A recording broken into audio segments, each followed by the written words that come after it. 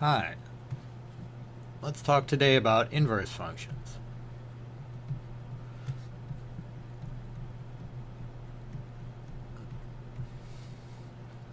If we have a function, we'll use this sort of directional box, and we can think we put in x's and we get out y's. We have the rule that for each x you get exactly one y out. Well, we can run this function in reverse. We can put in y's and get out x's. And that's called the inverse function. I'll make it look like this.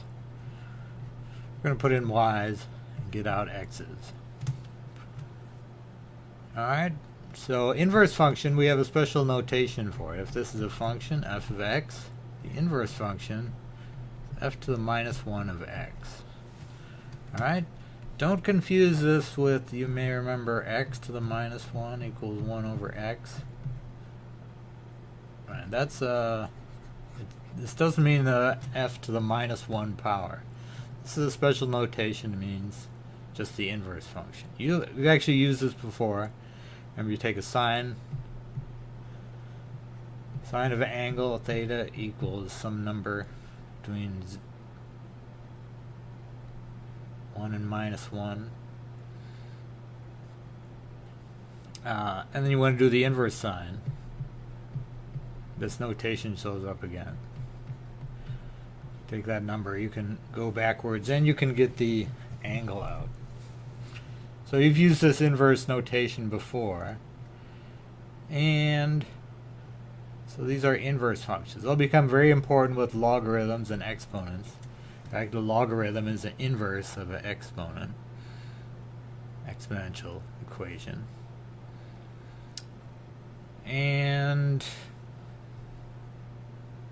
a couple of things. Just want to mention that for a function at an inverse, it has to be 1 to 1. Remember we said it was okay for a function to have two x's go to one y? This is not 1 to 1. That's okay for a function, that's a perfectly fine function, but it's not going to have an inverse. For a function to have an inverse, each x has to go to exactly one y, and it can't go to the same y. Each y has to show up only once. To drive this home, say we had x and y. I'm using y and f of x interchangeably because we want to use y when we're working on equations. We could say 1 goes to 2, 2 goes to 2, that's fine for a function. 1, 2, 2. But say we want to work from 2 and go back to x, well, we don't know which to go to. Whoops, this is 2. So going in the reverse, the inverse is not a function. So we want to, sometimes there's a lot of tricks to get around that. It happens a lot. But we'll just restrict the domain in that case. But we won't worry about that just yet. Alright, so how do you actually find an inverse function? It's pretty easy. I'm going to start with y equals x over 2 minus 1 as our function. To find inverse,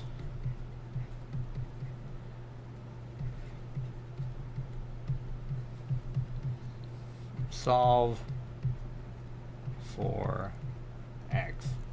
So we want to get this to say x equals blah blah blah. Alright, so let's take this equation and solve for x. We're going to get x by itself, so we're going to add 1 to both sides. We can do the same thing to both sides. Alright, we almost have x equals. I'm going to reverse this here. Just write as x equals 2y plus 1.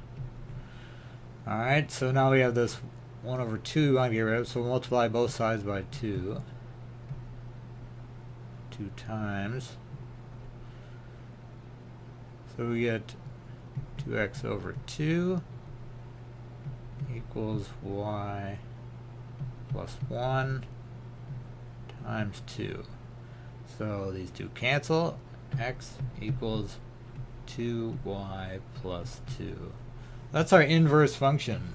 That's all there is to these. Some of the problems in the book were kind of difficult working with these equations. The hard time is if you have x showing up more than once, you have to somehow get them all together into one x. Which you can do algebraically, but maybe not very deftly.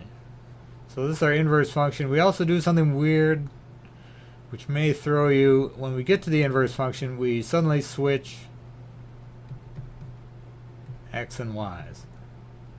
So if I say, what is, you want to write your answer, what is f here? You'd say it was y equals 2x plus 2.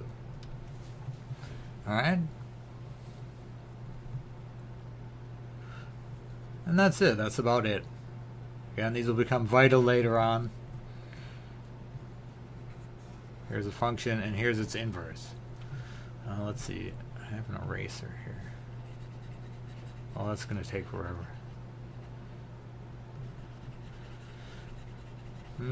Well, we have all day. So you can find the inverse of functions in a table. And, well, we're not going to do that. And you can find the inverse of functions in a graph. In a graph, I'll do that in a second. A neat thing to do is that you can check your function very easily. This is f of x. We want to find out if we did this right. So let's rewrite our equations. I'm going to write them down here because I'm going to forget. I'm going to erase this.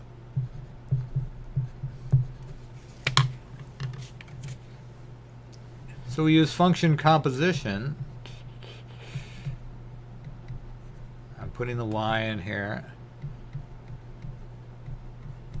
And our inverse function.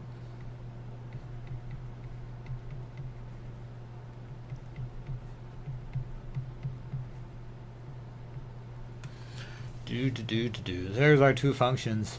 The neat thing is if you run an inverse function on a regular function, you'll get back what you put in. So you should get, when you do function composition, you take f of x, you compose it with, remember that from last time, you will get back what you put in. And each x will go to the y and then come from the y and go back to the x. So you should get x for that. Let's see if that works. And similarly, you can go the other way. If you start with the inverse function and compose it with the regular function, you will also get x. So let's check. I'm not sure I did this right. Let's see if we did this right. So to compose the function, we start with our function. Wherever we see x, we put in the function we're composing it with.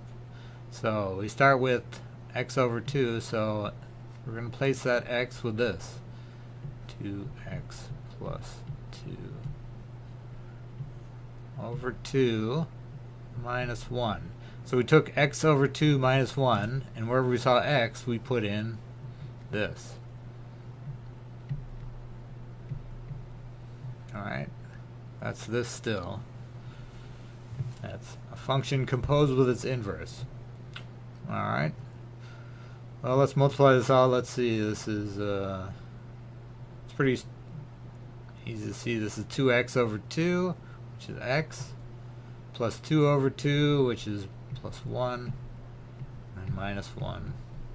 That equals x. So it does indeed equal x. So that's a good check there. And we'll be asked to check these to see if they're actually inverses. Okay, let's take a look at this graphically. For graphs, there's a nice way. Let's pick a different color here. Say this is our function. I'm not going to make that our function. The reason why I stopped it, that's a nice standard function. Remember the vertical line test? A function's one-to-one, it has to actually pass a horizontal line test, which isn't a thing. But if you can draw a horizontal line and goes through more than one place, it's not one-to-one. It means if you start with this y, You could get this x out, or this x, or this x. Okay, so if you want to find the inverse of this function, let's make a nicer function. Let's make our function do this. Well, to do the inverse for a graph, you can do it graphically. Basically, you find the mirror image around this line. So you take it and you flip it over this line. So that means the inverse function, which color? I'm not sure it's going to show up. It's going to be, if I did this right, like that. Alright, what this means, if we start with this x, we go to, it's an odd flesh color. This x will give you this y. But if we start with the same value, if we put the y in for x, we should get the same, I don't know what to call this, y prime, x prime. We get the, that's the inverse of the function. So you flip it through this line here. So you put in this x, you get out this y. When later on, when you reverse it, the y's become the x's and x becomes the y. You'll get out, say this was, I don't know, 6 and 2. Here you put in 2, you get back 6. Alright, that's how you do, if you're given a function graphically, I mean as a table, 2, 4, 6, 7. If you want, if this is f of x, and you want to find f to the minus 1 of x, so f to the minus 1 of 7, you work this backwards. That's going to be equal to 6. Alright, so that's the inverse of functions. Become very important later on, but it's a fundamental property of functions. And we'll do a couple problems with it. Basically, you just rearrange them, solve them for x, and then switch the x's and y's, and you'll have your inverse function.